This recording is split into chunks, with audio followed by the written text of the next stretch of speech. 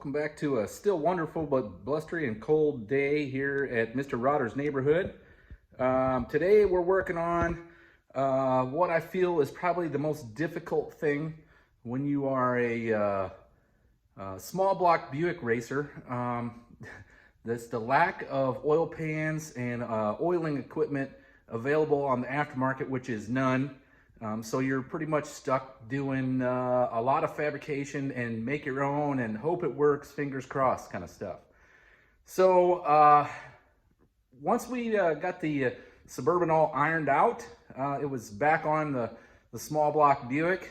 We got the driver's side cylinder head mounted, rock arms on. I threw the valve covers on it to see how it looked. And we'll go ahead and kind of bring you up to speed on where I'm at right now and what I'm doing today. Let me flip the camera around. Okay, well here's our small block Buick. Pretty much kind of buttoned up with the cylinder heads and everything on it. The only thing I haven't done is lash the valves on either side.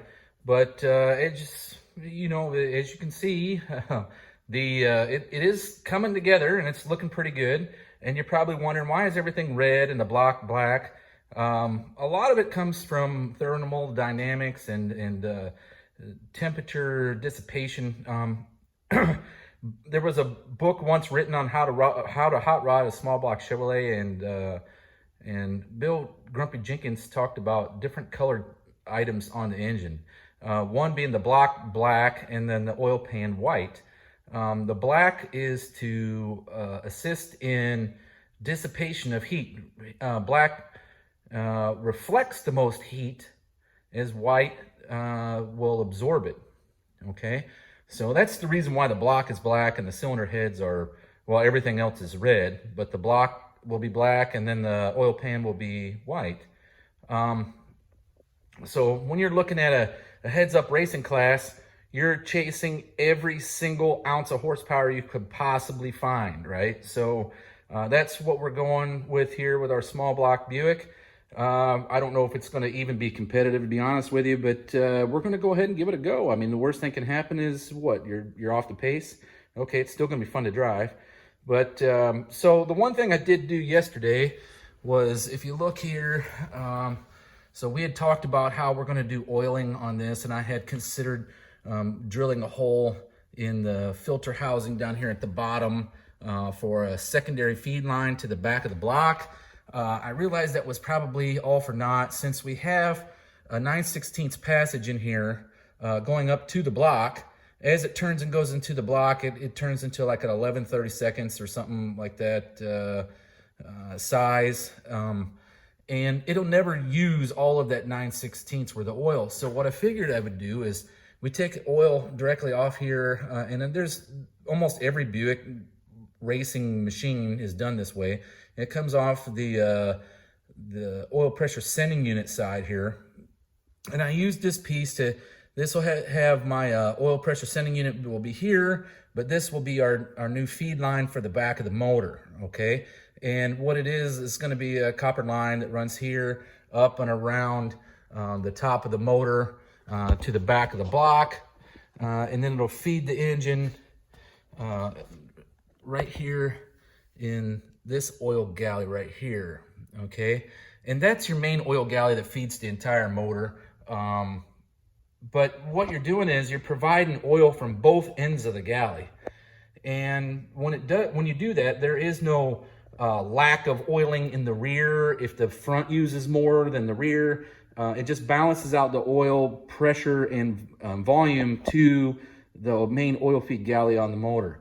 The other piece, or the other galley here, sometimes you see a crossover tube that goes between the two to balance out pressure between the two.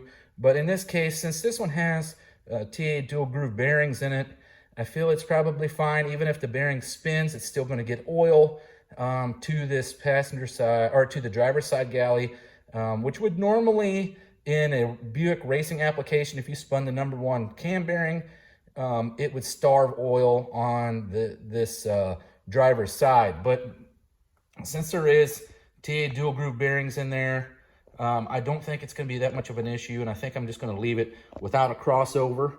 And then our cam plug is still not installed yet in the rear.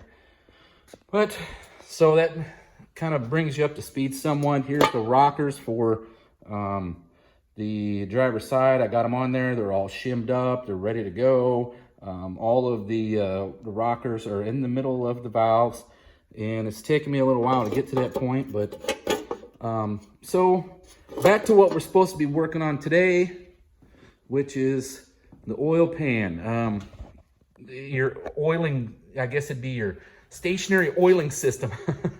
So this is always the thing I hate the most, because it takes forever to fabricate one of these and get everything right. I've worked all day.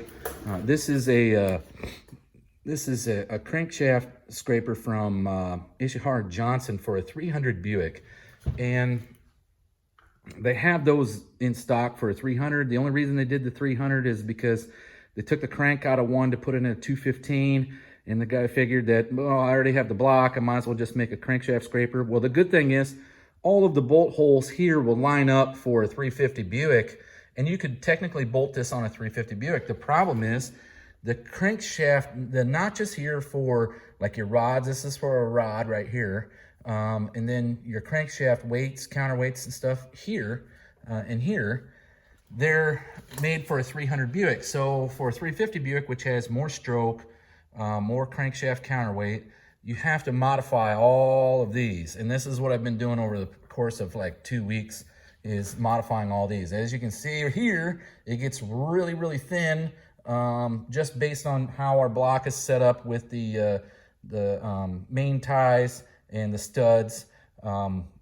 So I'm hoping that I don't have to get into this point and it leaves somewhat of some structural strength in there. If not, I can try to build a support, but you can't go into this opening too much, because that's where your pickup goes. All right, so a bunch of the holes look oblong and stuff like that. That's because they weren't exactly fitting for a 350 Buick, and I had to take the time to kind of open some of them up so that I could get the windage tray bolt holes open.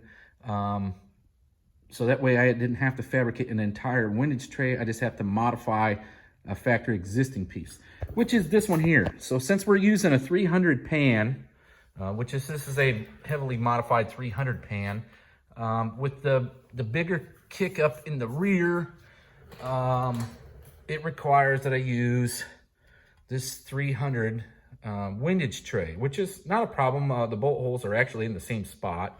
The difference between the 300 and the 350 is, if you look at the 300, it's flat on top. The 350 is round because it has less of a kick up here for the steering. It's on the 350 Buick, that's just for the exhaust crossover, so there's a very small dimple compared to that kick up for the 300 Buick, which was meant to clear the 64 LeSabre X-frame rear steer setup. All right, so this windage tray, because it is flat on top, allows it to clear the back of the pan, as well as our pickup tube, which is a center sump, which would be, I guess it'd be more like a center sump or a mid sump pan. It's not really, it's still kind of a rear sump, but it's less rear than the normal 350 Buick. But then we also have, from Canton, I have this universal windage tray mesh kit, and it comes with all this hardware here, and then a couple of metal straps here so that you can pretty much make your own framework to hold the windage tray in place. So after you cut your windage tray out, you fit it all in there. What I'm going to use it for is windage tray purposes as well, but we're going to fit some inside of the factory windage tray to increase windage, because if you look, normal windage trays have louvers in them that will collect the oil as the crankshaft passes by. The Buick stock ones do not have louvers. Okay, so the easiest way to fix that is to put the mesh inside of this windage tray while still leaving room for the crankshaft to move around. Now that's not really a problem. It has quite a bit of room in there. But once you start shearing off all that oil, this thing, if you notice, it doesn't have many holes in it. It has a couple of holes here. One is for your dipstick, and then one is a drain back hole. But the oil has to get up to this point, so it normally sits in here like this, and it would have to get up a half an inch or so, or as it's spilling over the edge, to run back down this hole. So this hole is virtually useless as it is. So the smart thing to do is, since you're creating a lot less windage by putting this mesh in here, and the oil drain back is happening so much faster, is to modify this windage tray and put holes in it, right? So that it can drain oil out at a much higher rate because it's going to be pulling much more oil off the crank than it normally would with this mesh in place. Okay, so these are all my parts I got set up here, and I haven't had time to, I haven't started fabricating anything because I've been modifying this crankshaft scraper for at least a couple weeks. The pan can't be fully welded until I have all these other pieces fit. The other thing that's kind of kicking my ass a little bit is that the pickup is about 1/16 too shallow. It needs to be a little deeper, and it didn't have a gasket on it when I measured it, so that might make up some of it, but it still needs to be a little bit deeper. So I'll have to revisit the pickup most likely so that I can get as much oil as possible and have the pickup centered in the sump, as well as it being close enough to the bottom of the pan to utilize all the oil in the pan. But that's kind of where we're at today. I am going to be making progress over the next couple of days on this project, and I hope to use a factory windage tray for the 300 without any problems. We're going to have to install some trap doors, which is, for oil. Most racing oil pans have trap doors in them.